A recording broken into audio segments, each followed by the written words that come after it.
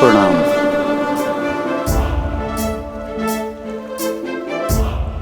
प्रणाम विष्णुदेव। कल्याण हम सबकी रक्षा कीजिए प्रभु। मैं ऋषि दुर्वासा आपको शाप देता हूं। इस धृष्टता के दंड स्वरूप आप श्रीहीन हो जाएंगे।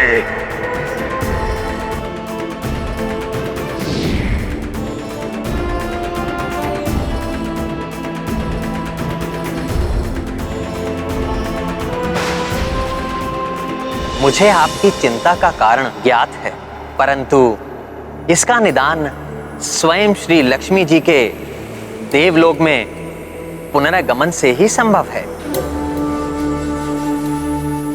तभी आप अपने संपूर्ण ऐश्वर्य, वैभव और शक्तियों को प्राप्त करेंगे। परंतु ये कैसे संभव होगा? हमारा मार्गदर्शन कीजिए प्रभु। देवराज इंद्र, इसका एकमात्र उपाय है क्षीर सागर का मंथन।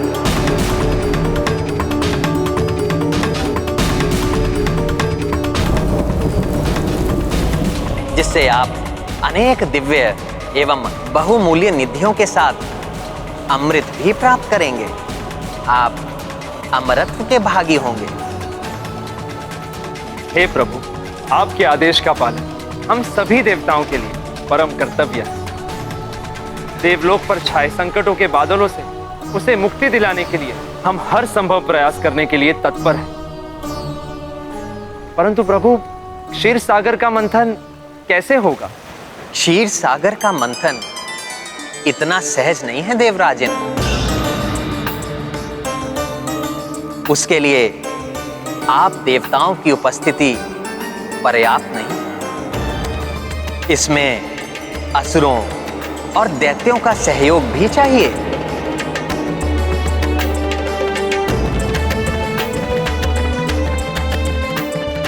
परंतु माता, असुरों का सहयोग तो और भी भयंकर है। उससे तो सब शुभ कार्य अशुभ बन जाते हैं और वो तो देवताओं के चिर शत्रु हैं।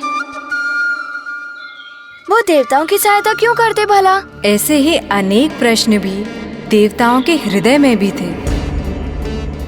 वो भी प्रभु वचनों से चकित थे, परंतु प्रभु का आदेश था। इस कार्य सिद्धि के लिए असुरों की सहायता अनिवार्य थी। इसीलिए देवताओं ने असुरों से संधि कर ली और सागर मंथन से प्राप्त होने वाली निधियों का बंटवारा करने का प्रण भी लिया। तो माता, क्या असुरों ने देवताओं के इस प्रस्ताव को स्वीकार कर लिया? हाँ पुत्र, असुर सागर मंथन के लिए प्रस्तुत तो हो गए, परंतु उन्होंने पूर्व में ही देवताओं से अमृत हरने की योजना गठित कर ली थी।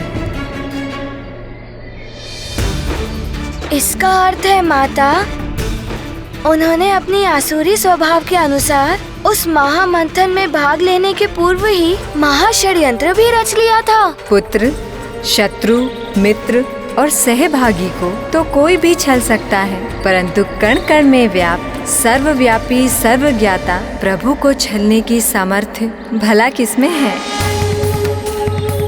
प्रभु को असुरों के इस योजना का ज्ञान था, परंतु प्रभु की सभी लीलाओं में कोई गूढ़ अर्थ एवं उद्देश्य निहित होता है, जिसका रहस्य उचित समय पर ही उजागर होता है। परंतु दुग्ध के समान उज्जवल विशाल क्षीर सागर का दोहन कैसे हो, ये विचार कर अति विशाल मंदराचल पर्वत को भी आमंत्रित किया गया कि वो इस मंथन में मथनी बने और नागराज वासुकी डोर बने, जिससे सागर मंथन संभव हो। परंतु माता, नागराज वासुकी के शीश की ओर से उन्हें पकड़ना तो संकटमय हो सकता था। तो फिर देवताओं और असुरों में क्या निर्धारित हुआ कि उनके दोनों ओर कौन रहेगा? तुम बहुत बुद्धिमान हो हनुमान, ये सत्य है। नागराज वासुकी के शीर्ष की ओर स्थित होने से मंथन प्रक्रिया में नागराज के मुख से प्रवाहित भीषण विष देवताओं को आहत कर देता, परंतु उन्हें ज्ञात था कि सरल आग्रह से असुर नागराज के मुख की ओर रहने के लिए कदापि सहमत नहीं होंगे। माता, इस संकट का समाधान कैसे किया देवताओं ने? शीघ्र बताइए माता, क्या हुआ? प्रभु विष्णु जी के सुझाव पर देवताओं ने असुरों से कहा कि श्रेष्ठता के अनुसार उन्हें नागराज के मुख की ओर रहने का अधिकार है।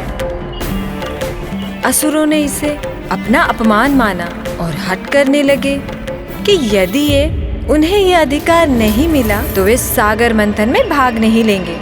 यही तो देवता चाहते थे।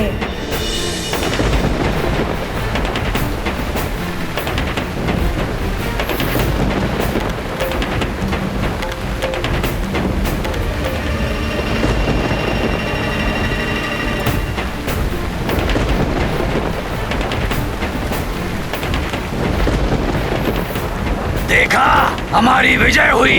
नागराज वासुकी का मुख हमारी ओर ही आया।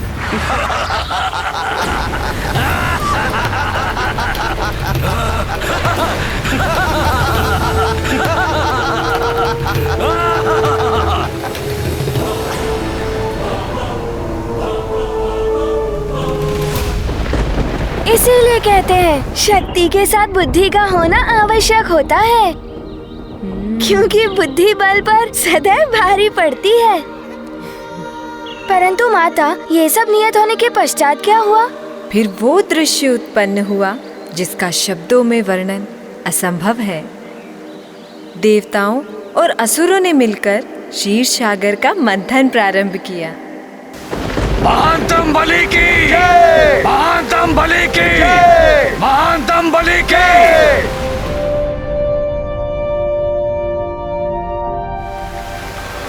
हरिओम नारायण हरि, हरिओम नारायण हरि, हरिओम नारायण हरि,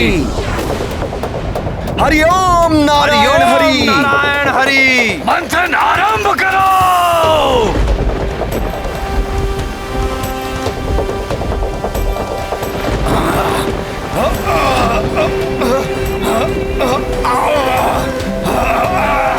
और बढ़ेगा।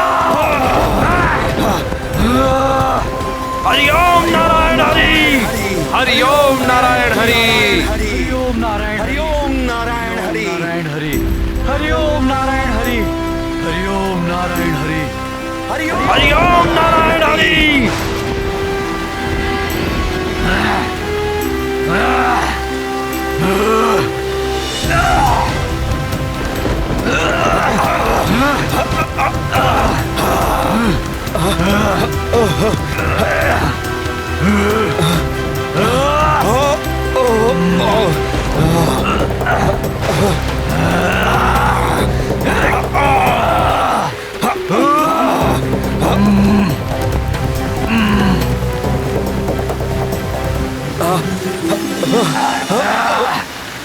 बल लगाओ, और बल लगाओ।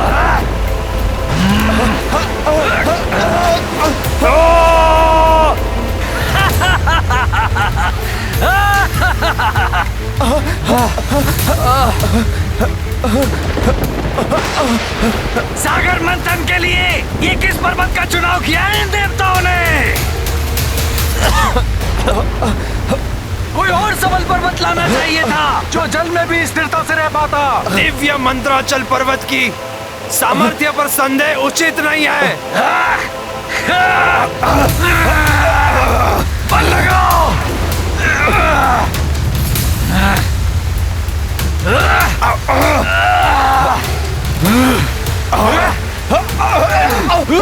वो जल निमग्न हो रहे हैं क्योंकि हमने इस क्षीर सागर के अथाह जल में उन्हें स्थित करने के लिए कोई ठोस आधार नहीं दिया।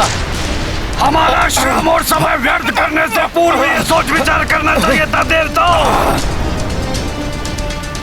पर दोष हमारा ही है। इन देवों पर विश्वास कर कर हमने घोर भूल की है। हरिओम नारायण हरि, हरिओम नारायण हरि, हरिओम नारायण हरि, हरिओम नारायण हरि, हरिओम नारायण हरि।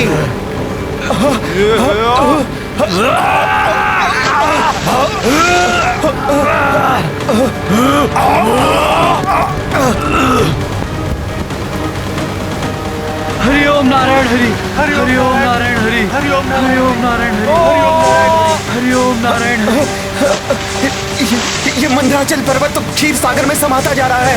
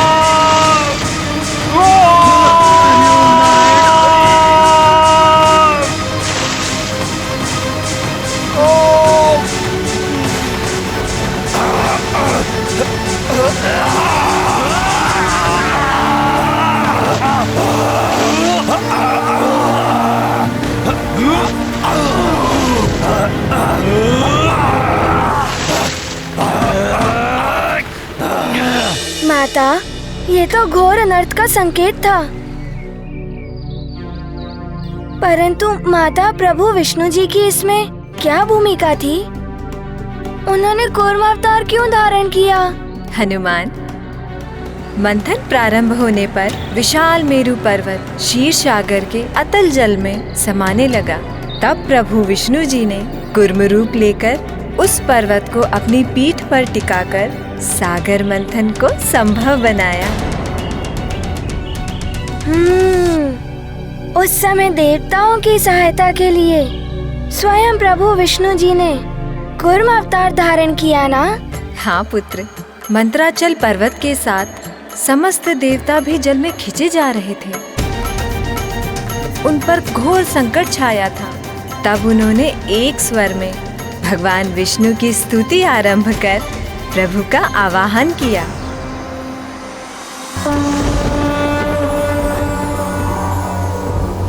अजात जन्म सिद्धि संयमाय गुणाय निर्वाण सुखार्णवाय अणोरणिन्ने परिगणने धाम्ने महानुभावाय नमो नमस्ते। अजात जन्म सिद्धि संयमाय गुणाय निर्वाण सुखार्णवाय अणोरणिन्ने परिगणने धाम्ने महानुभावाय नमो नमस्ते।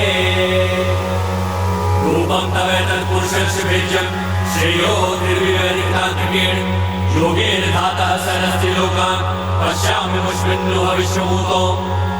त्वयज्ञ आसीत् त्वयि मध्य आसीत् त्वयन्त आसीत् इदमात्मतन्त्रे त्वमादिरन्तो जगतोऽस्य मध्यं त्रयस्य निरस्त्रे परः परस्मात् त्वं माययात्माश्रयया स्वेदं निर्माय विश्वं तदनुप्रविष्ट पश्यन्ति युक्ता मनसा मनीषिणो गुणव्यवायेभ्य गुणं विपश्यतः। यथाग्निमेधस्य मृतं च गोषु भोग्यन्नमं भोग्यमने च वृत्तिं योगैर्मनुष्या अधिरन्ति हि त्वां गुणेषु मुद्रया कवयो वदन्ति तं त्वां वयं नाथ समुज्जिहानं सरोजना भाति चिरेप्सितार्थं दृष्टा गता निर्वृत्तिमद्ध सर्वे प्रजानवाता इव गाङ्गमं वा।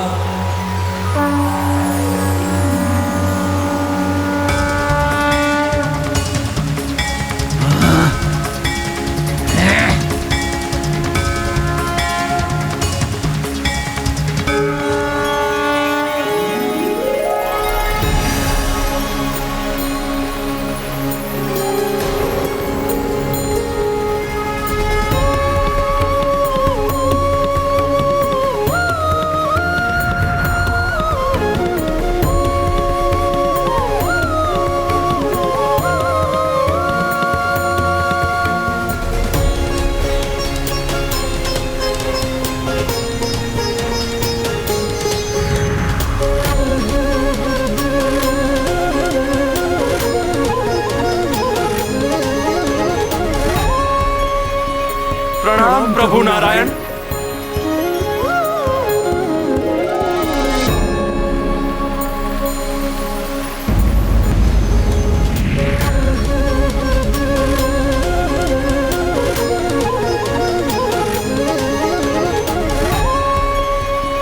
प्रणाम प्रभु नारायण।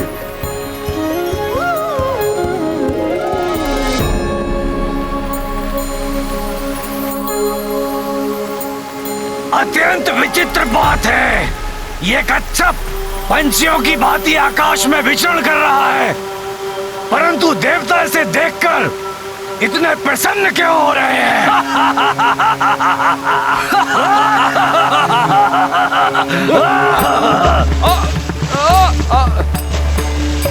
देखो, इस पर्वत की भांति इन देवताओं की पुनः बल प्राप्ति की आशाएं भी डूब रही हैं।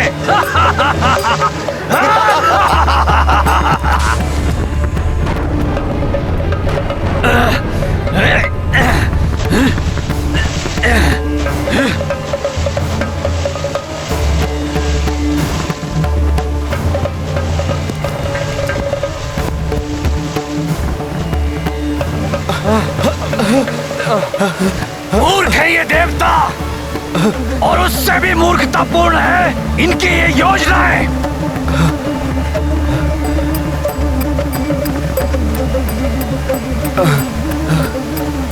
हे चराचर जगत के स्वामी, दिव्य कुर्म स्वरूप प्रभु नारायण, मंदराचल पर्वत को जलमग्न होने से रोकिए। हम समस्त देवता आपसे विनती करते हैं।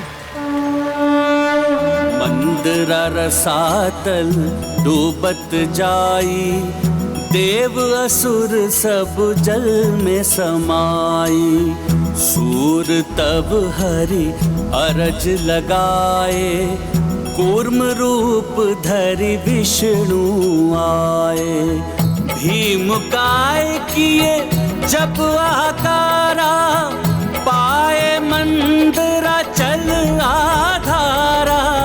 जब हूँ जगत पर संकट आवे, तब हूँ भगवंता ही बचावे।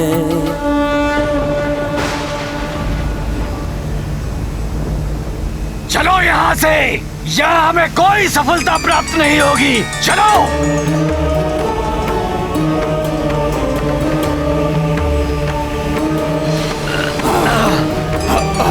चलो।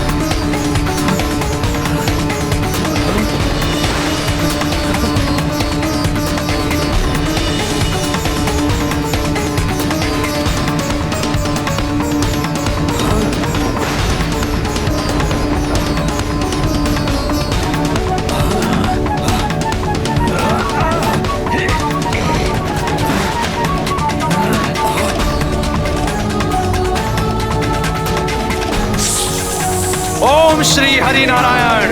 ओम श्री हरि नारायण। जय जय श्री प्रभु हरि नारायण। जय जय श्री नारायण। ओम श्री हरि नारायण।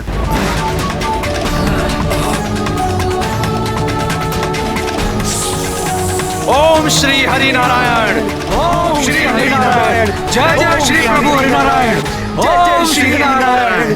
ओम श्री हरि नारायण। ओम नमो भगवते महाकूर्माय नमः। कितना अद्भुत दृश्य हुआ होगा ना तब माँ। स्वयं प्रभु विष्णु जी ने कूर्म अवतार धारण किया और मंदराचल पर्वत को अपनी पीठ पर टिकाकर उन्हें डूबने से बचा लिया। फिर क्या सागर मंथन सफलतापूर्वक पूर्ण हो पाया? प्रभु विष्णु जी जब स्वयं सहायक हो तो कार्य सिद्ध होने से कौन रोक सकता है पुत्र। मंदराचल पर्वत प्रभु का अवलंब पाकर स्थिर हो गया और मथनी के रूप में सागर मंथन का सर्वोत्तम साधन बने। अच्छा माता, तब तो सागर मंथन प्रारंभ होने के कुछ ही समय उपरांत अमृत भी प्राप्त हो गया होगा ना? पुत्र हनुमान, ये मंथन हमारे जीवन के विभिन्न पड़ाव में हमारे अंतर्मन में होने वाले मंथन के समान था। अंतर्मन अर्थात हमारा मन। हमारे मन में भी मंथन होता है माता?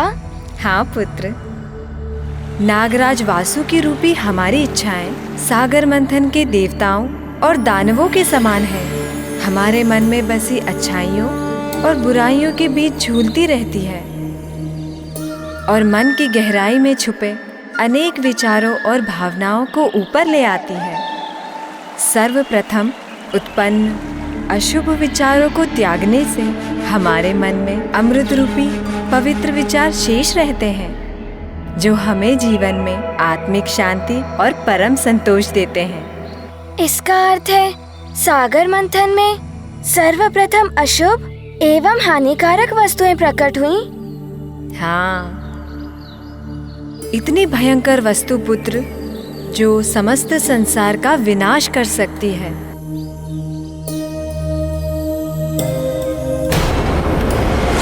हरि ओम नारायण हरि, हरि ओम नारायण हरि।